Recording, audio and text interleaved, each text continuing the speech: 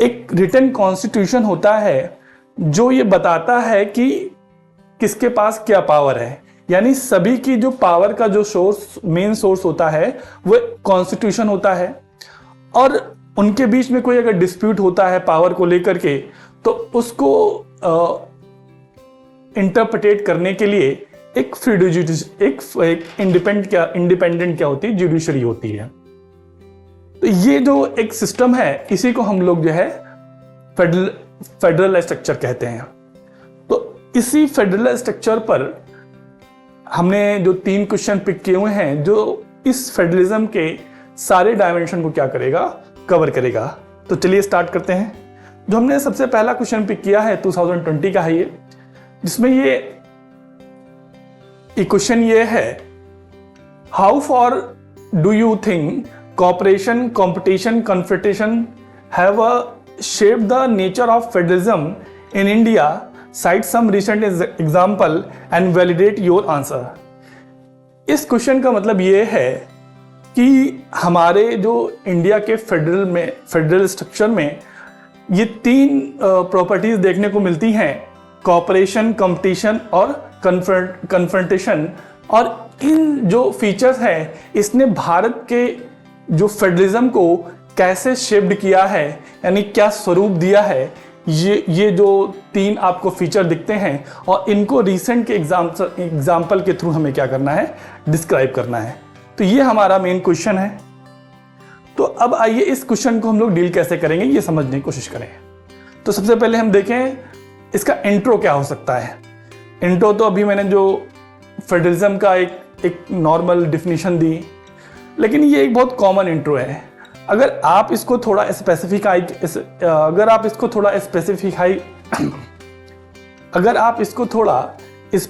करें तो एक स्टेटमेंट है ग्रीनविले ऑस्टिन का, जिन्होंने भारत के जो भारत का फेडरल स्ट्रक्चर है, या जो भारत का फेडरलिज्म है, इसको कोऑपरेटिव फेडरलिज्म की क्या है, संज्ञा दी है। कहा है कि भारत का जो फेडरल स्ट्रक्चर है, या उसको कहा गया है सहकारी संघवाद या कोऑपरेटिव फेडरलिज्म कहा गया है। लेकिन ये क्योंकि हमने जो अपना फेडरल स्ट्रक्चर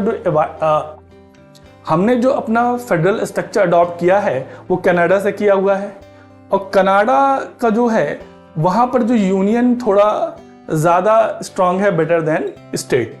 तो हमने जो फेडरल स्ट्रक्चर है, तो हमारे यहाँ स्ट्रॉन्ग सेंट्रल गवर्नमेंट, यानी strong centre but not weak provincial या स्टेट गवर्नमेंट का कॉन्सेप्ट है। यानी हमारा जो संघवाद है या फेडरल स्ट्रक्चर है वो झुका हुआ है सेंटर की तरफ, लेकिन ऐसा नहीं है कि वो जो है, यानी कॉन्स्टिट्यूशन के कुछ ऐसे प्रोविजंस हैं जो इस सेंटर को क्या कर रहे हैं, मजबूत बना रहे हैं, लेकिन उनकी वजह से हमारा जो स्टेट है वो कमजोर नहीं होता है। तो ये एक ऐसा फेडरल स्ट्रक्चर है जो सेंटर को मजबूत बनाने के साथ साथ जो है राज्यों को कमजोर नहीं करता है। ठीक है, यानी एक तरीके से क्या है, यहाँ पे कोऑपरेटिव फेडरलिज्म मिलता है कि कई ऐसे फीचर हैं जो एक ये शो करते हैं कि सेंटर जो है वो राज्य को साथ लेने की कोशिश कर रहा है, या उसको हर जगह पे क्या करता है, एक उसके गार्जियन के साथ के रूप में क्या है, खड़ा रहता है। तो जो ये नेचर है हमारे फेडरल स्ट्रक्चर का, इसी की वजह से एक कॉपरेशन दिखाई देता है, साथ साथ जो है कंपटीशन भी कुछ सेक्टर में दिखाई देता है, और कुछ जगह पे क्या है, कॉन्फ्लिक्ट है। और इन्हीं 3 सिचुएशन की, यानी जो 3 सेगमेंट हैं, इन्हीं ने हमारे जो है फेडरल स्ट्रक्चर को क्या किया है, शेप्ड किया हुआ है। तो आइए समझने की कोशिश करते हैं कि कैसे ये चीज़ें हुई हैं। तो अगर सबसे पहले हम बात करें कोऑपरेटिव फेडरलिज्म की, तो अगर हम बाय कॉन्स्टिट्यूशन देखें तो कुछ आर्टिकल हैं जो कोऑपरेटिव फेडरलिज्म को डिफाइन करते हैं। जैसे आर्टिकल 246 का प्रोविज़न है, जिसमें क्या किया गया है कि 3 जिसमें डिस्ट्रीब्यूशन ऑफ पावर है कि अलग अलग लिस्ट हैं, जैसे यूनियन लिस्ट है, स्टेट लिस्ट है, कॉन्करेंट लिस्ट है। तो इसमें अलग अलग उनकी पावर डिवाइड कर दी गई है कि कहाँ किस में आपको किस सेक्टर में आप रूल कर सकते हैं। कॉन्करेंट लिस्ट है, उसमें कॉमन है, यानी दोनों स्टेट एंड यूनियन दोनों ही लॉ बना सकते हैं। तो यहाँ पर क्या है कि डिवाइडेशन पावर है और एक दूसरे का क्या है, कॉपरेशन दिखता है। साथ साथ आर्टिकल 280 जो फाइनेंस कमीशन है ये भी क्या करता है कि जो रेवेन्यू है या जो रिसोर्स है उसका एलोकेशन करता है स्टेट में, जो कलेक्ट करता है सेंट्रल गवर्नमेंट या जिसके रिसोर्स होता है उनको भी क्या करता है, डिस्ट्रीब्यूट करता है। तो फाइनेंस कमीशन भी जो है कोऑपरेटिव फेडरलिज्म को बनाने में एक बड़ी भूमिका निभाता है। और साथ साथ जो है अगर 368 देखें जो कॉन्स्टिट्यूशन अमेंडमेंट की बात करता है, यानी जो ऐसे मेजर प्रोविजन है इनको चेंज करने में क्या है, राज्य की भूमिका भी क्या की गई है, बराबर की रखी गई है एज अ सेंटर। तो यहाँ पर भी क्या है, कोऑपरेटिव फेडरलिज्म देखने को मिलता है कि अकेले सेंटर ही नहीं सारे जो प्रोविजन है उनको चेंज कर सकता है, या आर्टिकल्स में राज्यों की भूमिका क्या है वो इक्वल रखी गई है। तो यहाँ पर जो है ये कुछ कॉन्स्टिट्यूशन के जो प्रोविजन है वो ये कोऑपरेटिव फेडरलिज्म को बनाने में मदद करते हैं। साथ साथ कुछ ऐसे फील्ड्स हैं जो देखने को मिलती है कि यहाँ पर जो है स्टेट और सेंटर जो हैं वो साथ खड़े देखने को मिलते हैं। जैसे अगर हम बात करें कुछ मेजर पॉलिसी इंप्लीमेंट की बात करें, जैसे न्यू एजुकेशन पॉलिसी हो गई। साथ साथ जो है कुछ ऐसे इश्यूज हैं जैसे नक्सलिज्म हो गया, टेररिज्म हो गया, तो ये कॉमन कंसर्न है स्टेट का भी और साथ साथ जो है सेंटर का भी। और साथ साथ जो है जैसे इंफ्रास्ट्रक्चर डेवलपमेंट हो गया, वेलफेयर स्कीम्स हो गई, तो इसमें भी जो है स्टेट और सेंटर जो है वो साथ खड़े देखने को मिलते हैं, इनमें कोऑपरेशन देखने को मिलता है। तो ये कुछ फील्ड्स हैं जिसमें कोऑपरेटिव फेडरलिज्म जैसे चीज़ें दिखाई देती हैं। साथ साथ अगर कुछ रिसेंट एग्जांपल देखें, जैसे अभी जीएसटी का जो अमेंडमेंट आया, तो इसमें कुछ टैक्स को स्टेट ने भी सेक्रीफाइस किया और कुछ टैक्स को जो है सेंटर ने भी सेक्रीफाइस किया। जैसे सेल्स टैक्स था उसको स्टेट ने सेक्रीफाइस किया, एक्साइज एंड सर्विस टैक्स जो है वो सेंटर ने सेक्रीफाइस किया फॉर एक कॉमन सिंगल एम के लिए। तो उसका पर्पस था कि एक ऐसा टैक्स सिस्टम बनाया जाए जिसमें कर चोरी कम हो, एक यूनिफाइड सिस्टम हो, एक ट्रांसपेरेंसी बेहतर हो। तो ये इन सब के लिए जो है सभी दोनों लोग क्या है, या स्टेट कह सकते हैं सेंटर, दोनों क्या है एक प्लेटफॉर्म पर उन्होंने इस लाने के लिए ये चीज़ें साथ में लाई। तो अगर साथ साथ देखें तो कुछ ऐसे सेगमेंट हैं जैसे डिजास्टर हो गया, पैंडेमिक हो गया, ठीक है। तो इसमें भी जो है स्टेट और जो सेंटर है उनके कोऑपरेशन दिखाई देते हैं, ठीक है। फ्लड है, साइक्लोन है, ठीक है, अर्थक्वेक है, ये सारी ऐसे कुछ ऐसे डिजास्टर हैं जिसको हमेशा जो है टाइम टू टाइम आते हैं और स्टेट और सेंटर जो है वो साथ मिलकर के इसका क्या करते हैं, फेस करते हैं सारी प्रॉब्लम्स को, ठीक है। ये तो बात रही हमारी जो है कोऑपरेशन की, लेकिन ऐसा नहीं है कि केवल कोऑपरेशन है और बाकी चीजें नहीं है। कुछ सेक्टर में हमें कंपटीशन भी देखने को मिलता है। खासकर जो कंपटीशन है ये स्टेट टू स्टेट ज्यादा देखने को मिलता है comparative to state to centre. After 1991 economic reform के बाद जो स्टेट या फिर इनके स्टेट के बीच में एक इकोनॉमिक कंपटीशन देखने को मिलता है, खासकर इन्वेस्टमेंट को लेकर के और इंडस्ट्रीज को लेकर के। जैसे हमारे यहाँ देखा जाता तो सबसे ज़्यादा महाराष्ट्र जो है सबसे ज़्यादा इन्वेस्टमेंट लेकर के आता है।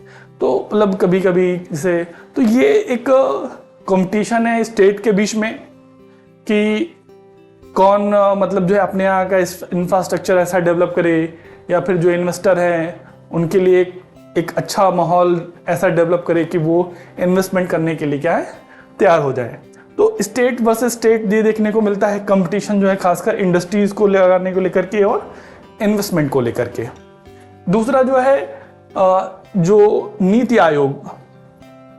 आयोग जो अभी हाल ही में बना, उसने जो है कुछ ऐसे रैंकिंग जो अभी हाल ही में कुछ रैंकिंग सिस्टम बनाया है जिसमें उन्होंने राज्यों के परफॉर्मेंस बेस्ड जो है वो रैंकिंग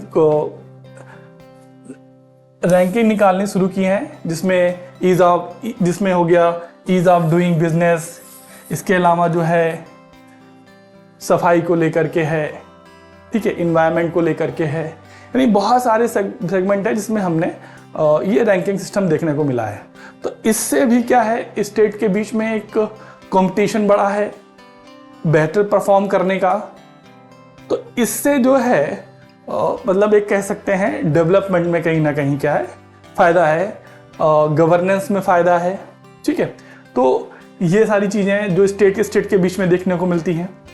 साथ साथ जो है एक प्रोग्राम था जिसे हम बोलते हैं एस्पिरेशनल डिस्ट्रिक्ट प्रोग्राम। इसका जो बेस्ड है, इसका डेवलपमेंट का जो बेस है वो भी किस पे है, एक कॉपरेशन और कंपटीशन पे है। यानी हम इन जो जिले हैं इनके बीच ये कंपैरिजन करेंगे कि दिस टाइम ऑफ पीरियड में किसने कितना डेवलप किया और क्या मतलब, और उनके बीच में क्या है कनेक्टिविटी है, जिसके थ्रू क्या है कि वहाँ की प्रॉब्लम का जो सोल्यूशन है वो दूसरी जगह क्या किया जाए, अप्लाई किया जाए। यानी कॉपरेशन और कंपटीशन के थ्रू जो है यहाँ पर भी क्या है, ये एक डेवलपमेंट का एक कॉन्सेप्ट यहाँ पे लाया गया जो कि एस्पिरेशनल डिस्ट्रिक्ट प्रोग्राम में देखने को मिलता है।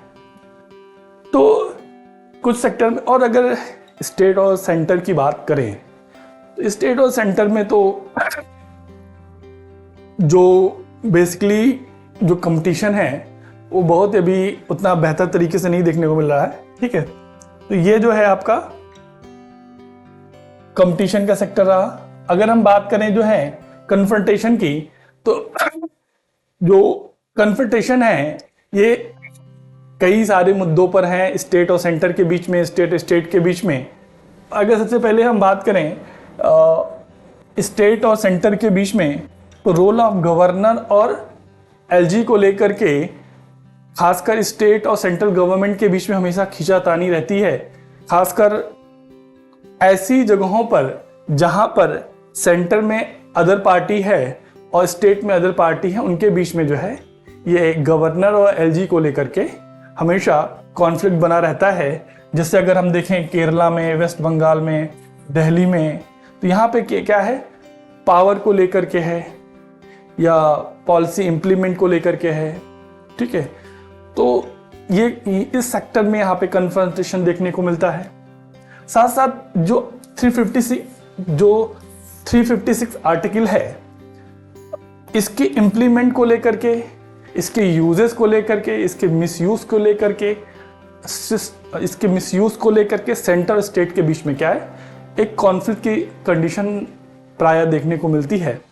अगर हम 1950 के डिकेड्स के बाद से बात करें आफ्टर इंडिपेंडेंस, तो इसका कई बार मिसयूज हुआ और फिर प्रोग्रेसिव तरीके से इसको कंट्रोल करने के लिए जो है फिर कोर्ट ने भी कई सारे इसमें जो है डिसीजन दिए हुए हैं कि कैसे इसका इम्प्लीमेंट किया जाना चाहिए, क्या नॉर्म्स होने चाहिए। तो 356 के यूज को लेकर के क्या है, हमेशा जो है स्टेट और सेंटर के बीच में कई बार कॉन्फ्लिक्ट कंडीशन आई हुई है। जैसे अगर देखें 2016 का एक केस था उत्तराखंड का, जिसमें राज्यपाल ने बिना कोई प्रॉपर सिचुएशन को डिफाइन किए बिना जो है वो रिकमेंड कर दिया था वहाँ पर प्रेसिडेंट रूल के लिए। बाद में वहाँ के हाई कोर्ट ने उसको जो है रिवोक कर दिया और कहा कि जो एसआर मुंबई केस है उसके नॉर्म्स को क्या है फॉलो किया जाना चाहिए। तो मतलब कई बार ऐसा देखने को मिलता है कि जो सेंटर है वो मिसयूज करता है या उस पावर को जो है एक्वायर करने के लिए जो है 356 का यूज करता है। तो ये जो है एक बड़ा मुद्दा है स्टेट और सेंटर के बीच में, उनके बीच के क्या है जो कई सारे जो है कॉन्फ्लिक्ट पैदा करता है, ठीक है। इसके अलावा जो है जैसा भी मैंने बताया ही कि अगर स्टेट और सेंटर में अलग अलग पार्टीज होती हैं तो उसमें पॉलिसी इम्प्लीमेंट को लेकर के जो है हमेशा कॉन्फ्लिक्ट हो जाते हैं।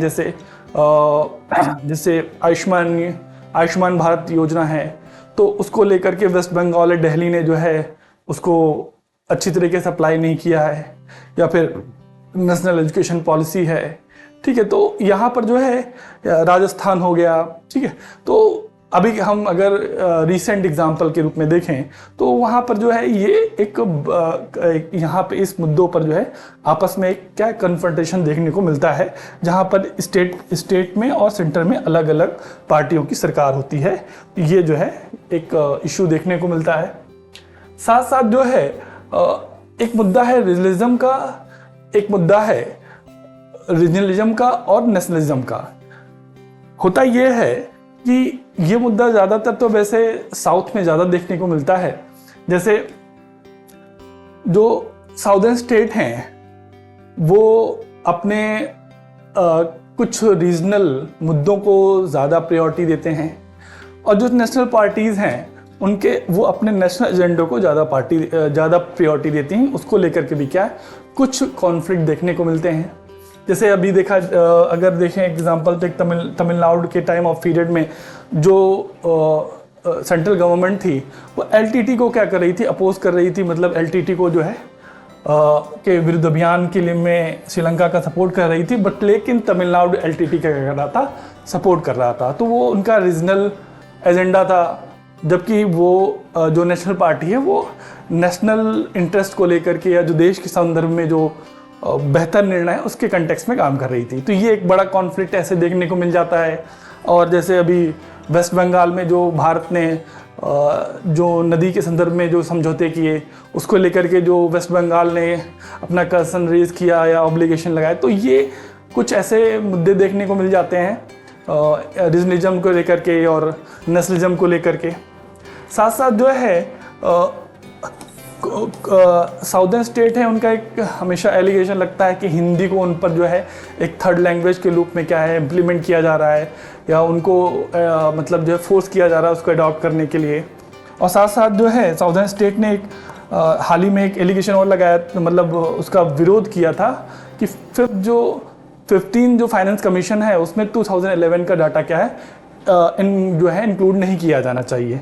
तो बहुत सारे ऐसे कंसर्न हैं जो सेंट्रल स्टेट के बीच में जो है कॉन्फ्लिक्ट कन्फ्रंटेशन के रूप में बने हुए हैं, ठीक है, जो कि समय टू समय टाइम टू टाइम जो है देखने को मिलते हैं।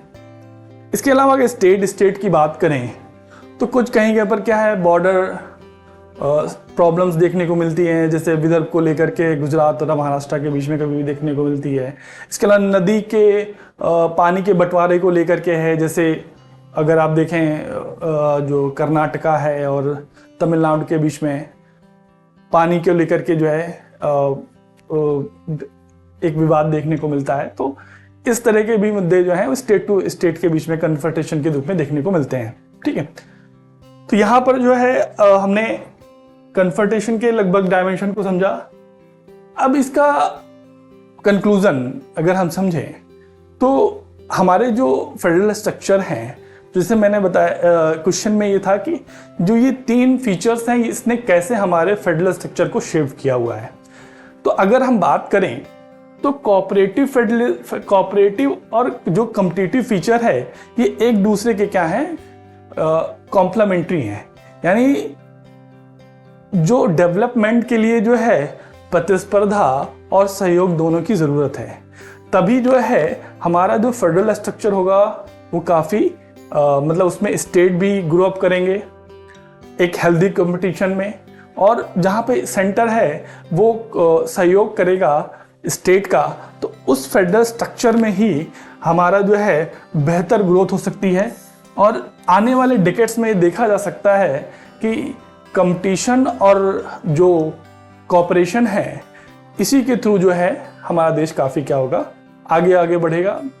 और अगर कन्फ्रंटेशन की बात करें तो उसको हमें रोकने की ज़रूरत है या लीस्ट करने की ज़रूरत है।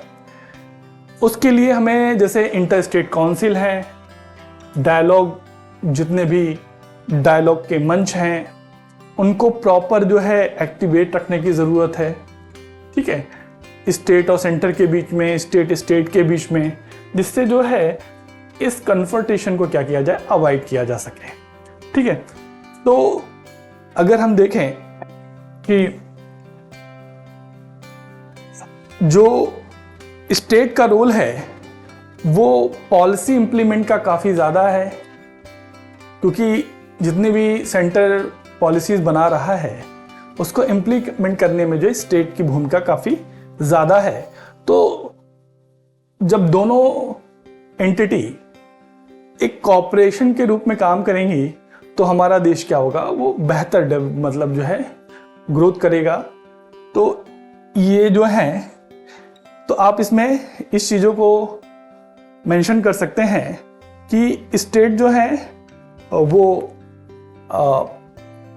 हर सेक्टर में और सेंटर के साथ जो है मिल करके जो है भारत को आगे ले जा सकते हैं। और ये सारी चीज़ें, ये सारे पॉइंट जो है आपके अपने कंक्लूजन में होने चाहिए। तो ये हमारा पहला क्वेश्चन था जिसमें फेडरलिज्म के हमने 3 डायमेंशन पे बात किया, कॉपरेशन, कॉम्पिटिटिव एंड आपका कन्फ्रंटेशन। ठीक है, तो इस तरह आप इस क्वेश्चन को डील कर सकते हैं जिसमें यूपीएससी के लगभग सभी जिस एंगल पे उसने पूछने की कोशिश की है कि कैसे शेप्ड किया है। ठीक है, चलिए अब आइए अपना अगला क्वेश्चन अगर देखें तो हमारा जो अगला क्वेश्चन है, account for the legal and political factor responsible for a reduced frequency of the using article 356 by union government since mid 90s। तो कहने का मतलब ये है कि अगर हम देखें आर्टिकल 356 का जो यूज है 1990s के बाद जो है कम देखने को मिला, यानी उसका यूजेस जो है कम देखने को मिला। तो इसके क्या लीगल फैक्टर्स हैं और क्या पॉलिटिकल फैक्टर हैं जिनकी वजह से आफ्टर 1990s के बाद जो है जो आर्टिकल 356 है इसका यूज जो है वो कम हुआ है। ठीक है, तो ये हमारा क्वेश्चन है, क्वेश्चन 2023 का है।